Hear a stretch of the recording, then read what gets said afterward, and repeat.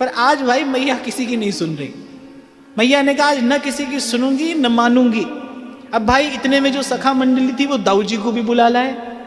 दाऊ जी कहीं बाहर खेल रहे थे और दाऊ जी आकर मैया को क्या कहते हैं, दाऊ जी का कैसा अनुराग है कन्हैया में। दाऊ जी आकर मैया से कहते, बोले मैया अच्छा तू मुझे बांध ले पर कन्हैया को छोड़ दे। ला मैया तू मुझे बांध, मैं बंध जाता हूं उखल से, पर तू कन्हैया को छोड़ दे। श्याम ही छोड़ मोही बांध है बरु, इसे छोड़ पर मुझे बांध, पर कन्हैया को छोड़। ग्वाल बाल सब बेचारे व्याकुल हैं, विवश हैं। आज तो गोपियों को लग रहा है भाई हम तो विनोद करने आई थी यशोदा से, हम कोई उल्हाना देने थोड़ी आई थी, हम तो विनोद करने आई थी। वो थोड़ा सा इस चपल का वो जो भयभीत मुख है वो देखने के लिए आई थी। पर यशोदा तू तो सच में क्रोध कर गई, बस बहुत हुआ, अब इसे छोड़। पर मैया ने किसी की नहीं सुनी और मैया एक और जाकर बैठ गई। अब किसी की सामर्थ्य नहीं है भाई जो मैया की आज्ञा के बिना कन्हैया को खोल दे। और वहां भगवती योग माया ने आगे की लीला की भूमिका रच दी। आज वस्तुतः करना क्या है प्रभु को, आज वस्तुतः प्रभु को कुबेर पुत्रों का उद्धार करना है। देवर्षि नारद ने श्राप दिया था 1,00,000 वर्ष तक इस वृक्ष की योनि में तुम रहोगे, क्योंकि वो मदान्ध हो गए थे जो कुबेर के पुत्र थे। अच्छा एक तो कुबेर के पुत्र और एक महादेव के गण, बड़ा आदमी और फिर बड़ा पद मिल जाए तो व्यक्ति मदान्ध हो जाता है ना। ऐसे वो नल कुबर और मणिग्रीव, वो कुबेर के 2 पुत्र, वो भी मदान्ध हो गए थे। और देवर्षि नारद ने श्राप दे दिया था कि तुम जड़ हो, जड़ बुद्धि हो, 1,00,000 वर्ष तक जाओ भूमि पर वृक्ष होकर रहो। पर देवर्षि नारद ने कृपा क्या की, वृक्ष कहाँ होना, वृक्ष नंद बाबा के आंगन में होना। 1,00,000 वर्ष के पश्चात जब पूर्ण ब्रह्म धराधाम पर अवतीर्ण हो गए, तब उनके शीतल शंतम मंगल भवन चरण कमलों का संस्पर्श पाकर तुम्हारा उद्धार होगा और श्री कृष्ण तुम्हें अपनी अनपायनी भक्ति प्रदान करेंगे।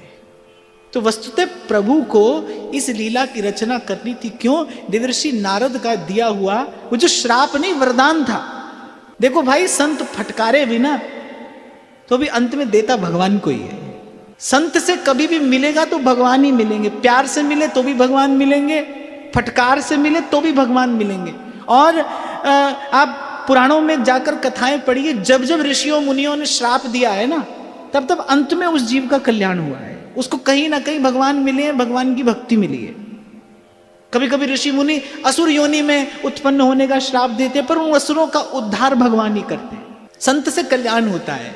साधु ते होए ना कारज हानि।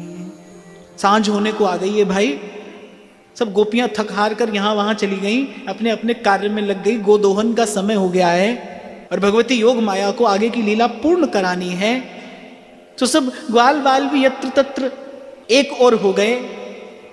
वहां कौन है? वहां केवल कृष्ण है और दाऊ जी हैं। दोनों ने परस्पर एक दूसरे से दृष्टि मिलाई और दाऊ जी ने संकेत किया कि अब इनके उद्धार का समय आ गया है। और श्री कृष्ण ने उन यमलार्जुन वृक्षों की ओर देखा, गगनचुंबी वो वृक्ष, और सुकुमार कन्हैया ऊखल से बंधे उस ऊखल के संग ही उन दोनों वृक्षों के बीच में जाकर खड़े हो गए। बड़ी कृपापूर्ण दृष्टि से प्रभु ने सबसे पहले उन दोनों की ओर देखा।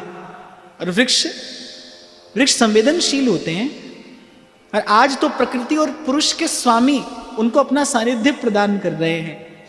आज वो दिन आ गया है जब हमारा इस भव सिंधु से सदा सदा के लिए उद्धार हो जाएगा। हम मदान्ध हो गए थे, विषय भोग में पड़े थे और उसी विषय भोग को ही जीवन की अंतिम उपलब्धि मान रहे थे। ये जो देवर्षि नारद ने हम पर कृपा की, जो आज ये दिवस हमारे जीवन में आया, प्रतीक्षा तो बड़ी लंबी थी।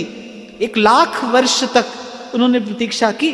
प्रतीक्षा तो बहुत लंबी थी, पर जिसे अंत में भगवान मिले वो पहले के सारे दुख भूल जाता है। यहां मैं एक बात आपको निवेदन करूं, जीवन कैसा गया इस बात का बहुत विचार नहीं करना। यदि जीवन के अंत में आपको भगवत भाव मिल जाए तो बहुत बहुत कष्ट सहा। जिनके जीवन में भगवान आए हैं उन्होंने पहले बहुत बहुत कष्ट सहा, लेकिन प्रभु का आगमन कैसा है, प्रभु का वो भाव संस्पर्श कैसा है कि प्रभु की प्राप्ति होते ही पहले का सारा दुख भूल जाता है। फिर दुख की कोई स्मृति नहीं रहती। देवर्षि नारद ने जो समय नियत किया था उस समय आ पहुंचा।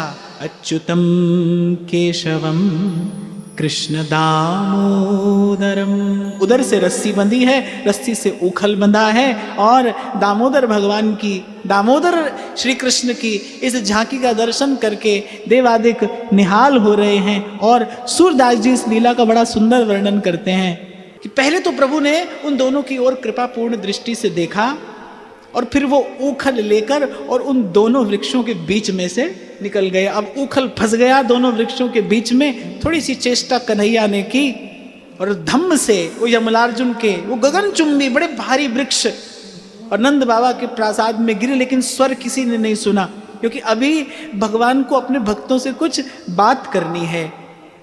वो नल कुबर और मणिग्रीव, वो कुबेर पुत्र, वो दिव्य देह धारण करके दोनों हाथ जोड़े श्री कृष्ण के सन्मुख खड़े हैं। और खड़े क्या है, श्री कृष्ण के चरणों में साष्टांग दंडवत प्रणाम करते हुए कहते हैं, वाणी गुणानुकथने श्रवणौ कथायाम। हे प्रभु, अब जब आपने हम पर इतनी कृपा कर ही दी है तो अब हमें ये वर और प्रदान करिए, हमारी वाणी सदा आपका गुणानुवाद करती रहे, हमारे कानों में सदा आपकी त्रिलोक पावनी कथा पढ़ती रहे, इन हाथों से आपकी सेवा करते रहें, इन पांवों से आपकी प्रदक्षिणा करते रहें, ये मन सदा आपका स्मरण करता रहे और ये जो सर है ये आपके श्री चरणों में सदा झुका रहे। जहां देखें वहां हमें आपकी ही इस छवि का, आपकी ही इस झांकी का दर्शन हो, ऐसा वर देकर हमें विदा करिए। नलकुबर और मणिग्रीव कहते हैं कि हमें पुनः उसी जीवन को प्राप्त नहीं करना है।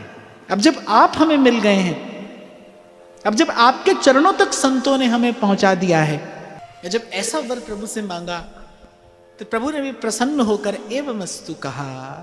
तब बोले, हरि करुणा धाम पूर्ण होई तुम्हारे काम, तुम्हारे हृदय का प्रत्येक मनोरथ पूर्ण हो। पर श्री ठाकुर जी बता देते हैं कि भाई ये जो तुम पर कृपा हुई है इसके लिए हमारे नहीं, नारद जी के कृतज्ञ होना। ठाकुर जी ने कहा, हमने ये किस लिए किया है?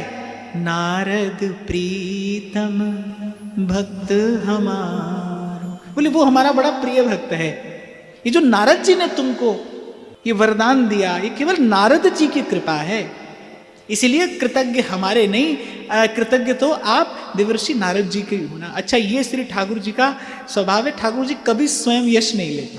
करण करावनहार आप, मैं तो ये कहता हूं भाई, कहीं कोई भी आशीर्वाद दे पर उसके आशीर्वाद में फलीभूत होने की जो शक्ति है वो तो श्री कृष्ण की ही है।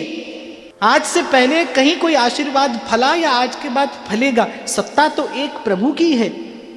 पर हमारे लाल जी का स्वभाव ऐसा है, श्री ठाकुर जी कभी यश नहीं लेते।